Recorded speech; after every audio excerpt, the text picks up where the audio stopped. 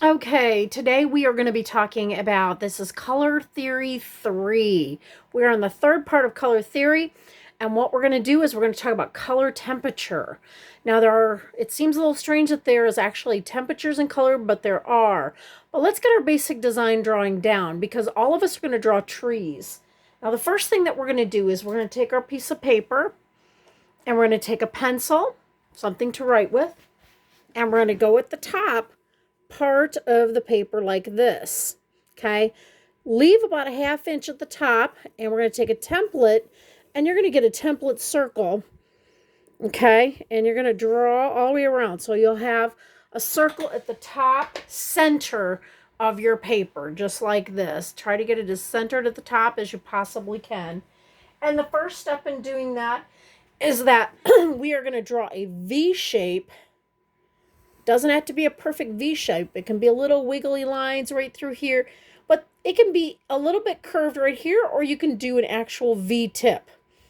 Okay, and one thing is that when we draw this, we're going to go a little narrower here, and we're going to go down, and we're going to stop here, narrow here, and it gets thicker as it goes down.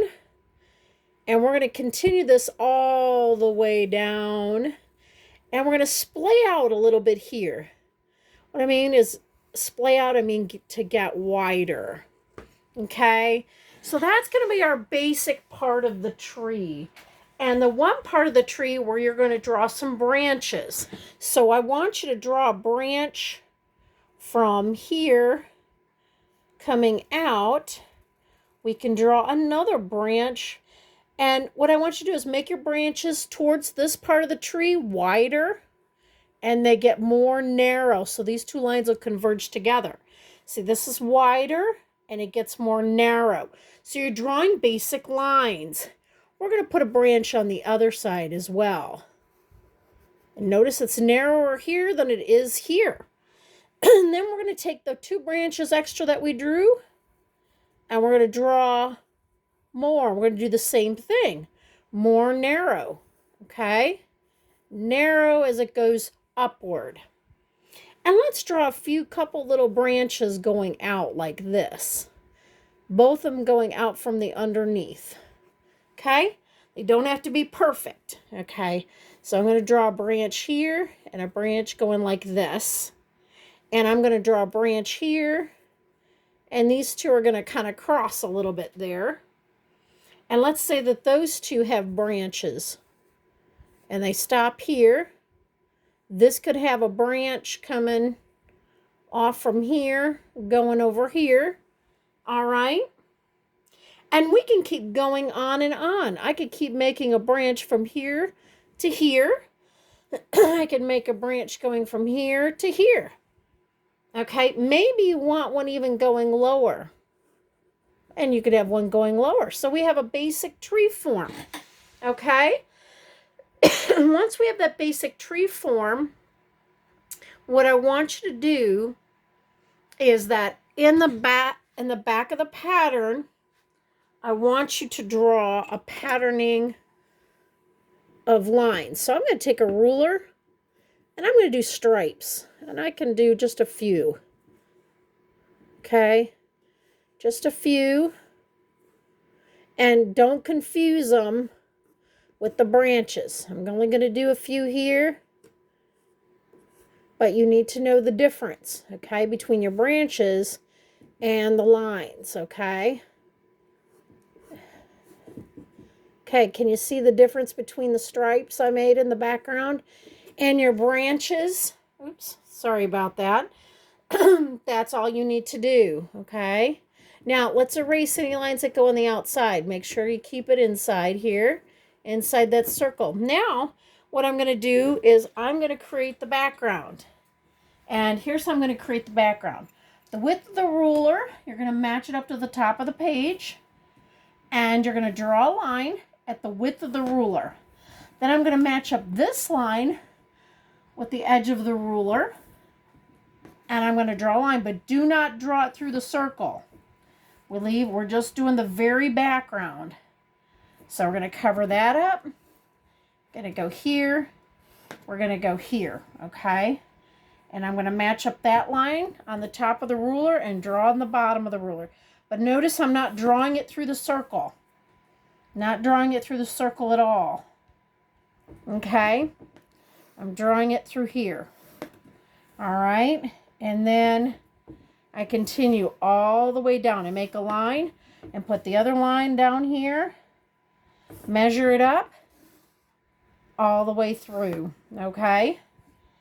And as I measured up, I'm drawing, these lines are going horizontal.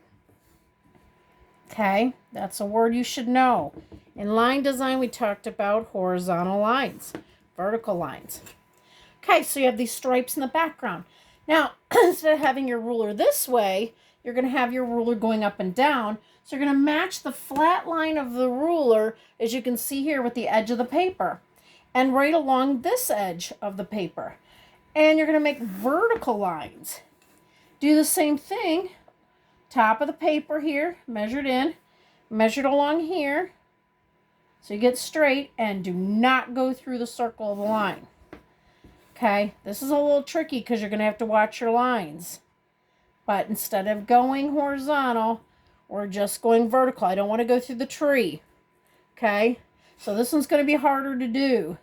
Because you're going to have to measure it up with that little one and this one right here. And go, okay? And then match this up with this up here. And keep going.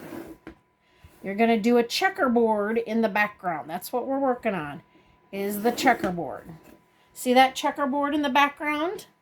Okay, this is how you will draw your tree. So you'll have a checkerboard in the background and you'll have the tree inside the circle with the stripes. That's the drawing part of the entire assignment. The next step that I want you to know about, let me take this off here so that I can show you the next step. The next step here, as you will see, is where the tree is colored in black with black marker, and it stands out pretty well. Okay, so once you have this part, now some of you might want to do just black marker with squiggles. Look on Schoology, because there's some people who have done the bark design instead of just coloring it in solid black like a silhouette. But you can leave it there. Now with this assignment, we're going to use a paint called watercolor. So the first thing we're going to do is that we know that up here in the tree, we're going to do a sunset. So the color temperature of a sunset would be warm colors. Warm colors like the sun, okay? Those warm colors would be yellow, they would be orange, they would be any shade of red or orange that would make that type of sunset. So let's begin. I'm going to put a little bit of watercolor on one of these stripes. Okay, you're going to have to practice. The more water you add, the lighter it will be, and it could easily drip. So you're going to need some practice in this. So you're going to do the actual warm colors, okay? And I'm going to skip a few lines and add some more red up here. Maybe in a lighter tone, you could do that. But mostly a lot of my sunset will be, I'll get the red to go a little bit darker if I possibly can. Less water. Darker, less water. And I'm going to stay within my circle, okay? And I'm going to keep adding the color with less water. See if I can get it darker. So look at all the red down here. Now I'm going to switch. I'm going to go to kind of an orange, red-orange type of color, okay? In here where I had the other one, okay? Let's see what I can do by adding that red-orange, okay? It's going to start to drip here a little bit. So this is going to be a challenge, and especially that I'm holding this vertically on easel. You're going to be on a table. So it won't be as watery, okay? All right, make sure you have some sort of a paper towel or something that you can hold on to. In fact, I'm going to get that right now so I can blot out the excess water, okay? And I'm going to do more orange. See what I can do with the orange right up here. See if I can make this more of an orange color and make this even go from orange to light orange. This is more dark. And these are my warm colors that I'm using. So you're going to try to do that, okay? Variance it a little bit. You know, like I said, you can add more water. It'll make that orange really light, like I'm making it up here. I don't have that much water to it. Or, I mean, I have more water to it. I have less water down here. Okay? Try to get in all your little white spots, okay? Now, let's go up. I think it's time to start the yellow. What do you think? You think you should start the yellow? Let's see what we can do with yellow. Well, then we'll make this even lighter. There we go. And we'll do our bright, bright yellow, okay? We'll have to wash out the paintbrush. Focus on the yellow here, if I can get some in my watercoloring pan. And we start with yellow. Okay, look at that. Nice colors, just like a sunset, right? That's what we want. Focus more on the yellow.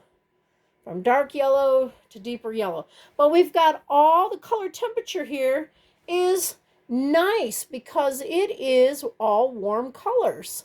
Warm colors are like the sun. Now you're going to do the background. And the background of a tree, well, first of all, you have grass, right? So any shade of green will do.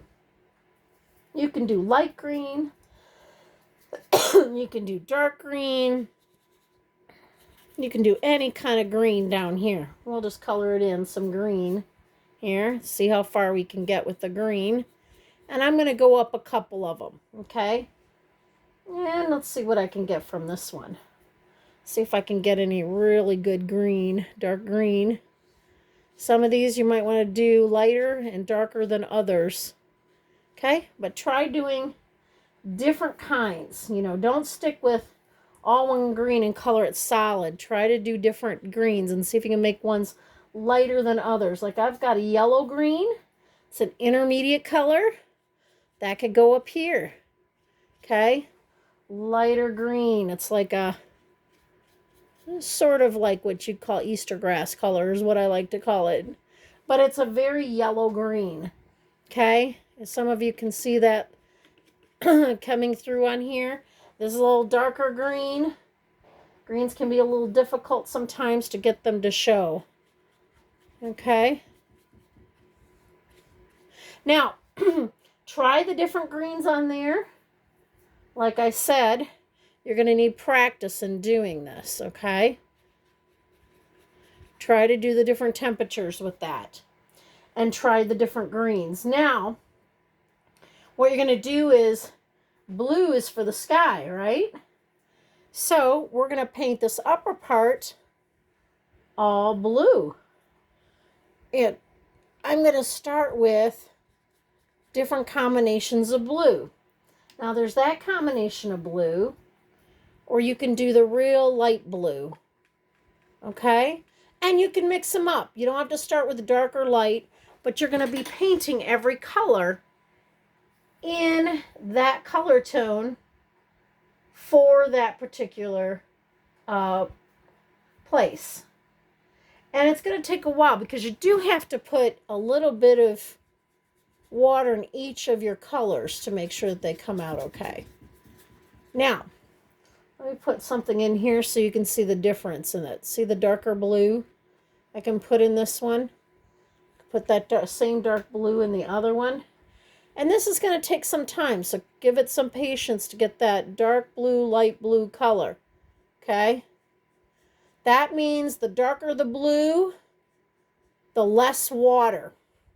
More water, lighter blue. Okay? Lighter blue. So you're going to finish this in color temperature. Each square will be cool colors, blues, greens, and purples. Now, if you want a sunset, you might have a little bit of purple up here. Okay? You could have a little bit of purple with that. And purple would be, unless it's a red violet, it's going to be a cool color. Okay? So purples, blues, and greens are your cool colors. And that would conclude your entire assignment for Color Theory 3, Color Temperature.